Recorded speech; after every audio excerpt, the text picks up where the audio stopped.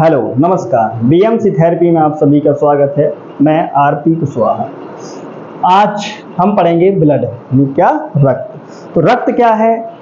तो रक्त का हमारे शरीर में बहुत बड़ा योगदान है। यदि रक्त ना हो तो हमारा शरीर जीवित नहीं रह सकता है। कोशिकाओं को पोषण नहीं मिलेगा, हम श्वसन नहीं कर पाएंगे। श्वसन अर्थात जो है रेस्पिरेशन नहीं हो पाएगा। कोशिकाओं में एनर्जी नहीं बनेगी, कोशिकाओं तक पोषण नहीं पहुंच पाएगा और शरीर का जो टेम्परेचर होता है उसको मेंटेन नहीं कर पाएंगे। बहुत सारी समस्याएं आ सकती हैं। तो रक्त हमारे शरीर का एक अहम अंग है। मैं कहूँगा रक्त एक हमारे शरीर का क्या है, बहुत ही अहम अंग है। इसके बिना हमारा शरीर कैसा है, आधा। जैसे जिस प्रकार जल बिन मछली अधूरी होती, उसी प्रकार से रक्त बिन हमारा शरीर कैसा है, बिल्कुल शरीर ही नहीं तो खत्म। ठीक, तो बात करते हैं थोड़ा सा रक्त की। तो रक्त क्या है, देखो बेटा जी थोड़ा सा ध्यान से सुनना। रक्त एक कोलाइडी विलयन है। रक्त क्या है? रक्त एक कोलाइडी विलयन है। कैसा विलयन है? कोलाइडी विलयन है। रक्त एक कोलाइडी विलयन है। और दूसरा इसका ये रक्त क्या है, संयोजी ऊतक है। कैसा है बेटा जी? संयोजी ऊतक है। संयोजी ऊतक क्या होते हैं? अब यहाँ पर बात आती है संयोजी ऊतक। अरे ऐसे ऊतक जो जोड़ने का काम करते हैं, जो संयोजन कराते हैं, कनेक्ट करते हैं, कहलाते संयोजी ऊतक। हमारे शरीर में संयोजी ऊतक क्या है? रक्त है। कभी कभी पूछ लिया जाता है एग्जाम में कि हमारे शरीर में पाए जाने वाले तरल ऊतक का नाम बताइए। तो तरल ऊतक यही है। क्या है? रक्त है, ब्लड है। क्लियर है? आगे बात करें तो रक्त का जो पीएच होता है ना बेटा जी, रक्त का पीएच मान होता है वो होता है 7.4। क्या होता है? पीएच मान होता है 7.4।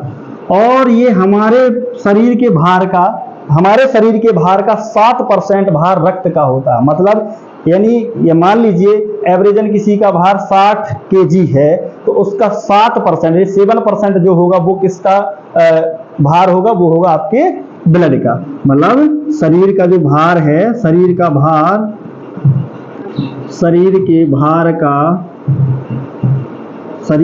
भार का 7% भाग किसका होता है? भाग रक्त का होता है। इसका होता है, रक्त का होता है। क्लियर है? अब यदि हम बात करें, रक्त कोलाइडी विलयन है, संयोजी ऊतक है और इसका पीएच मान कैसा है बेटा जी? 7.4। शरीर के भार का 7% भार जो है किसका होता है? ब्लड का होता है। किसका होता है? ब्लड का होता है। क्लियर है? क्लियर है? तो आगे बढ़िए। अब थोड़ा सा हम और आगे बात करें तो आगे बात करते हैं, यदि हम नर की बात करें, नर यानी पुरुष, नर यानी पुरुष की यदि बात करें तो पुरुष में ये कितना मिलेगा? तो पुरुष में बेटा जी होता है 5.5 लीटर, मतलब 5.5 लीटर होता है रक्त। और यदि मादा की बात करें वहीं पर तो मादा में होता है केवल 5 लीटर की समथिंग। कितना होगा? 5 लीटर। ऐसा फर्क क्यों सर? ऐसा फर्क क्यों? भगवान ने भी देखो ऊपर से है ना 2 राह बना करके भेजा है कि नर को थोड़ा आधा लीटर ज्यादा रक्त दे दिया है और मादा को कम। ऐसा क्यों? एक बच्चे से मैंने पूछा, बेटा जी ऐसा क्यों होता? वो कहता सर आगे जो है ना ये रक्त चूस सके तो उसके लिए भगवान पहले से ही जगह बना के छोड़ता है। नालायक, ऐसा नहीं है, ऐसा नहीं होता है बेटा जी। ऐसा बिल्कुल नहीं होता है कि रक्त चूसने के लिए पहले से जगह बना रखी है। ऐसा कुछ भी नहीं होता है। बात समझ में आ रही क्या? चलिए तो आगे बात करें ना, तो नर में जो है 5.5 लीटर होगा और मादा में क्या होगा? 5 लीटर। अब बात कर रहे थे थोड़ा से आगे बात करेंगे कि रक्त का निर्माण कहाँ होता है। तो रक्त का निर्माण कहाँ होगा?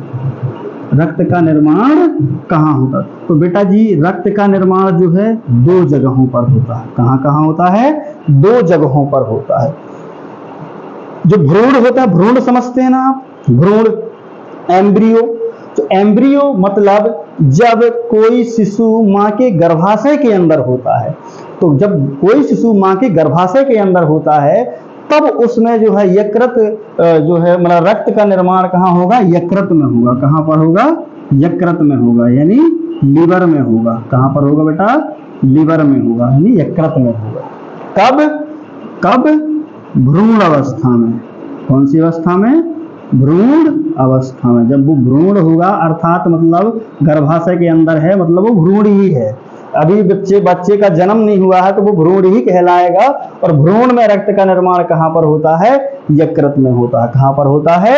यकृत में होता है। तो सर वयस्क में कहाँ होगा? वयस्क में यानी एडल्ट में। तो एडल्ट में बेटा जी होता है अस्थि मज्जा में। कहाँ पर होता है? अस्थि मज्जा में। अस्थि मज्जा में। अस्थि मज्जा मतलब बून मैरो में होता है। कहाँ पर होता है? बून मैरो में होता है। किसमें? एडल्ट में, मतलब वयस्क में। तो वयस्कों में कहाँ पर होगा इसका निर्माण? एडल्ट में, जो है अस्थि मज्जा में। अच्छा, अस्थि मज्जा क्या होता है? यकृत तो समझते हो ना, यकृत तो समझते हो। अस्थि मज्जा क्या है? तो बेटा जी अस्थि मज्जा क्या होता है कि बून के अंदर का जो बून खोखली होती है ना, उसके अंदर कुछ मसाला टाइप का भरा होता है, वो कहलाता है जो है बून मैरो। कभी आप चिकन खाए हो, उसकी जो है उसके बून में यदि देखा हो तो बून में जो है मतलब कुछ रेड रेड सा जो है भरा रहता है मसाले टाइप का, वो कहलाता है अस्थि मज्जा। तो वहीं पर जो है ब्लड का निर्माण होता है। कहाँ पर? अस्थि मज्जा में ब्लड का निर्माण होगा। और जो भ्रूण अवस्था में कहाँ पर बनेगा रक्त? भ्रूण अवस्था में बनेगा यकृत में। क्यों बनेगा? क्योंकि अभी भ्रूण की जो है अस्थियां यानी जो है बून विकसित नहीं हुई है, उनमें जो है बून मैरो बहुत ज्यादा डेवलप नहीं हुआ है, इतना डेवलप नहीं हुआ ताकि वो ब्लड का निर्माण कर सके, इसका रक्त का निर्माण कर सके। इसीलिए उनका जो है लिवर में रक्त का निर्माण, क्योंकि रक्त तो भ्रूण को भी चाहिए, रक्त तो भ्रूण को भी, क्योंकि उसको भी न्यूट्रिशन पहुंचाना है, उसको भी शोषण करना है। तो उसको शोषण करना है तो शोषण का एकमात्र रास्ता है वो है ब्लड। न्यूट्रिशन पहुंचाना है तो न्यूट्रिशन का एकमात्र रास्ता है वो है ब्लड। कोई हमें हार्मोन्स पहुंचाने हैं, हार्मोन्सों के द्वारा कोई सूचना भेजनी है, तो वो भी सहारा किसका लेता है? ब्लड का ही लेता है।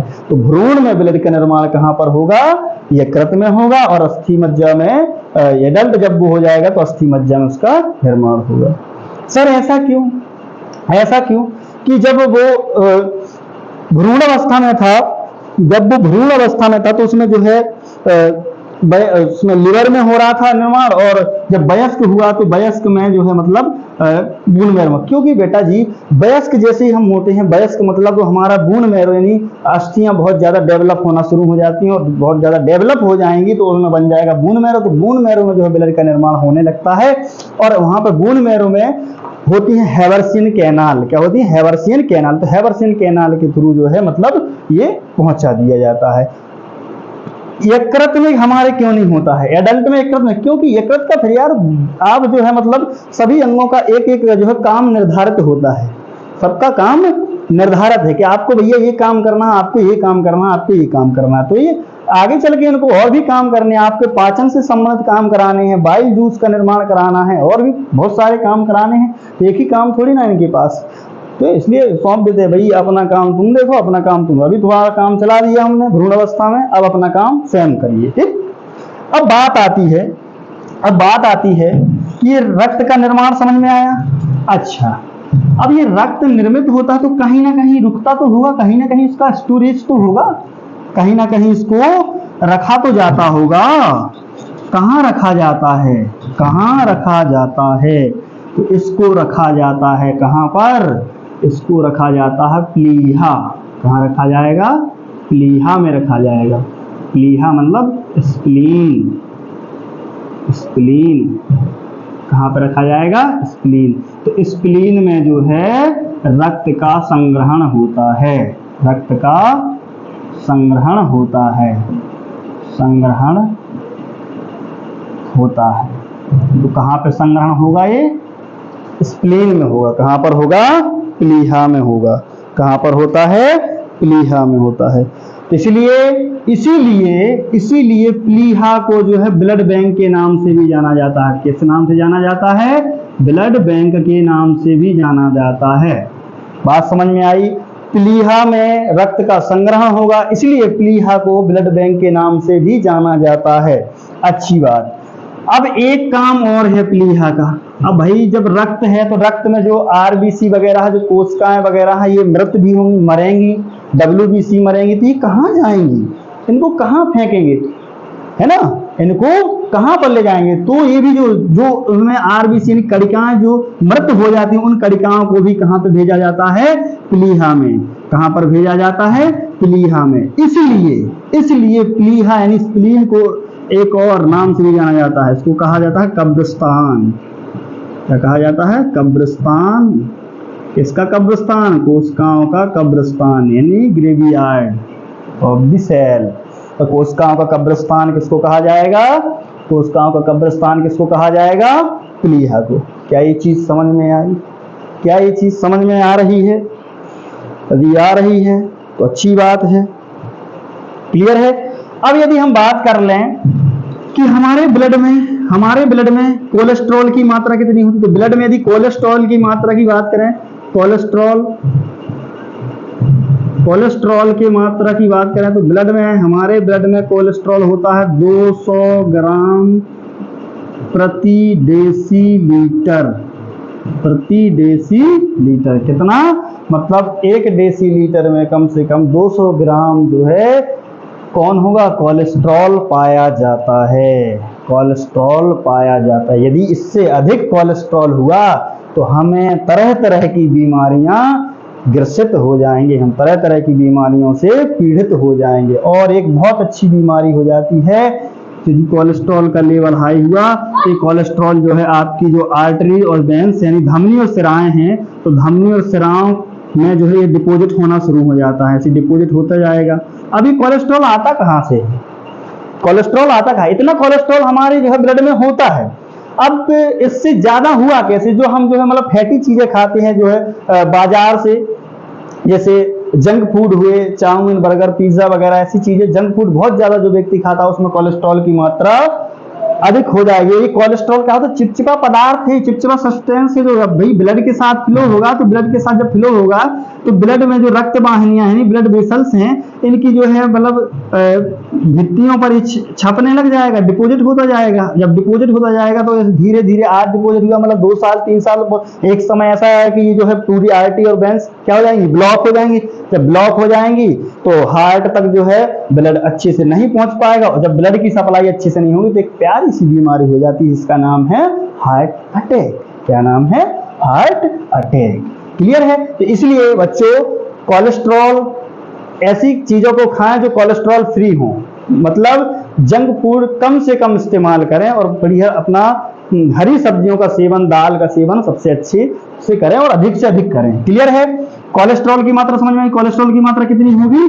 200 ग्राम प्रति डेसीलीटर। कितनी होगी बेटा? 200 ग्राम प्रति डेसीलीटर। यदि हम यहीं पर बात कर लें, अब यहीं पर बात करें यदि हम कि हीमोग्लोबिन कितना होगा? हीमोग्लोबिन क्या है? हीमोग्लोबिन के बारे में हम चर्चा करेंगे थोड़ी सी। तो हीमोग्लोबिन की पहले मात्रा के बारे में बात कर लें। यदि हम यहाँ पे नर में देखें, नर यानी पुरुष में देखें, तो पुरुष में हीमोग्लोबिन की मात्रा होती है 14 ग्राम प्रति डेसीलीटर। कितना? 14 ग्राम प्रति डेसीलीटर। 1 डेसीलीटर मतलब 14 ग्राम किसमें होगा? नर में। और यहीं पर यदि मादा की बात करें तो मादा में बेटा जी होता है 12 ग्राम प्रति डेसीलीटर। सर यहाँ पे भी झोल है बेटा जी। आगे अपन ने थोड़ी देर पहले देखा था कि नर में 5.5 लीटर मिल रहा था ब्लड और मादा में कितना मिल रहा था? 5 लीटर। तो इतना डिफरेंस इसमें आ गया है। अब ये हीमोग्लोबिन क्या? ये कौन है? नर में 14 ग्राम प्रति डेसीलीटर क्या मिलेगा? हीमोग्लोबिन मिलेगा। क्या मिलेगा? हीमोग्लोबिन। क्या मिलेगा बेटा जी?